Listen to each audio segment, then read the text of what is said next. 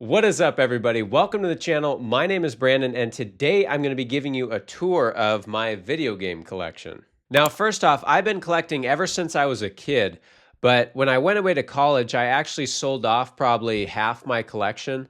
I just thought I was too grown up to be playing the games anymore, which was ridiculous.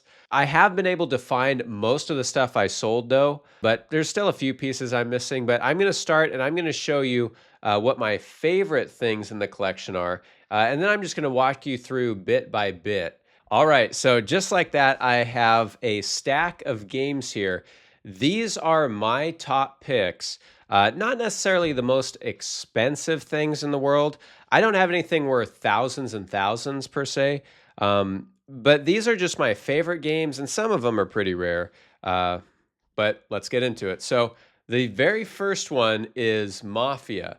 And the reason I think this is a top pick is because this was the very first M game that I ever was allowed to purchase. I was going into sixth grade and I convinced my mom that I needed it. So that was the first M game I was ever allowed to buy, I guess. Um, this is another one. So the reason I picked this and this actually, the Sherlock Holmes games, is because my favorite type of game is mystery with a good story. I like the scary games too, but I don't like ones that just kind of cop out and give you jump scare after jump scare. I like a good story. And while this one didn't get great ratings, I thought it had a great story. But the Sherlock Holmes games have always been some of my absolute favorites. And this particular thing is something that I got at GameStop for $5 when I was a kid, and I still have it. So I'll give you a close up too if I haven't already. This one in particular features 3 games rated E through M, which is kind of a wide range. But this is where I first legitimately played the Sherlock Holmes series, developed by Frogwares. So these are fantastic if you haven't played them. Next up, the classic PS2, and I'll show you my PS2 here in a second.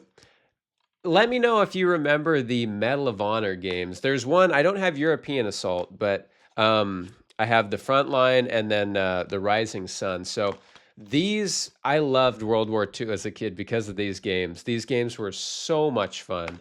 And I don't even know that the Medal of Honor series exists anymore. Because I think they released one for Xbox 360 years ago, but I think that was the last one. And then another one. So now this is some of my more collectible pieces, I guess. Condemned isn't super collectible. It's like $20, but you just don't see it too much. It's kind of it was one of the initial releases for Xbox 360. And you just don't hear enough about it anymore. I actually did a video on my channel about it a few weeks ago, maybe a few months ago now. But you can check it out. So this is probably one of the more expensive things I have in my collection. Again, not super expensive or anything like that. But as far as games go, this is a sealed copy of Deadly Premonition. And I might be getting some glare on the screen. If I'm getting some glare, I'll have replaced it. But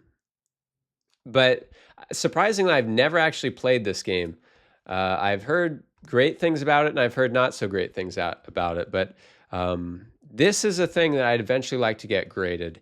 It's not worth a ton, maybe 120 bucks or so. But it's just cool to have something sealed like that. So got that. And then Darkest of Days. Now, this one's about $65 to $70. Again, not overly expensive. That's about what a new game costs, but what I like about this game is notoriously bad, and a lot of people never kept their copy. They traded it into GameStop or threw it away or whatever they did with it. I had one as a kid, and I traded it to GameStop because the game is good. Replaying it now, as a kid, I did not like it though.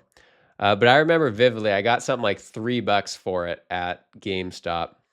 But like I said, I do like it now. You can watch my other video that I did on this game. And then finally, a mention I have to make, Test Drive Unlimited 2. Not nearly talked about enough, but I think it's the best racing game that ever existed because it wasn't just a racing game. You could gamble in the casino. You could do a bunch of different things, buy houses, buy clothes, all sorts of stuff. So just fantastic. I love that game so much. So now those are kind of my top games, so to speak. Again, not necessarily the most expensive, but now I'm going to pick up the camera and I'm going to walk you through my consoles and just everything you see on this shelf here. So, all right, so here we are. I'm not talking into the mic anymore, just in the phone. So hopefully you can hear me okay. But I'm just going to kind of walk you through each shelf. So just a few odds and ends. Got PSP there, some NES games, my leg, little Sherlock Holmes doll, then 2 NES games in their box, some Switch games, Wii games, and then my favorite console of all time is Xbox 360. So I don't have a ton of those games, but I'm still, of course, building the collection. Then I have a few NES games. One game that I actually forgot to mention, or Nintendo 64. Did I say NES before? This is an actually decently valuable game, Indiana Jones and the Infernal Machine.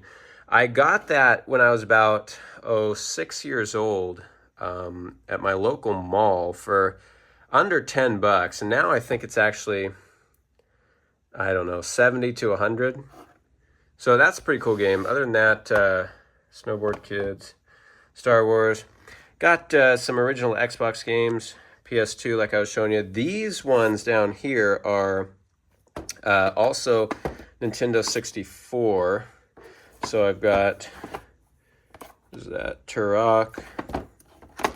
So just some, they're all in the, these are from my local video rental store when they went out of business. It wasn't like, it was like Blockbuster, but it wasn't Blockbuster.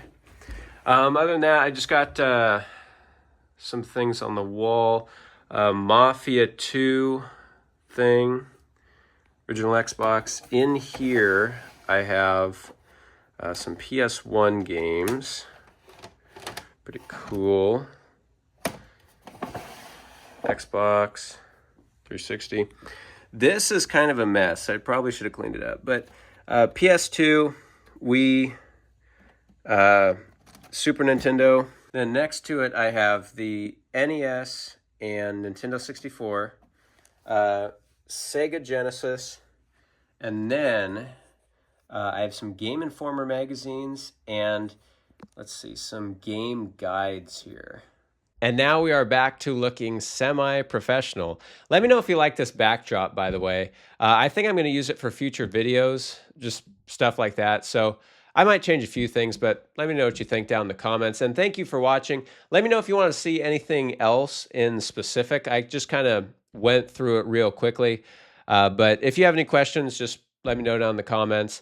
Let me know what you think of some of the games I mentioned. If you remember some of the classic like Sherlock Holmes or stuff like that, I'd be interested because you don't hear too many people talk about those old mystery games anymore. So anyway, thank you for watching. Stay tuned for future collection updates and just gameplay videos and stuff.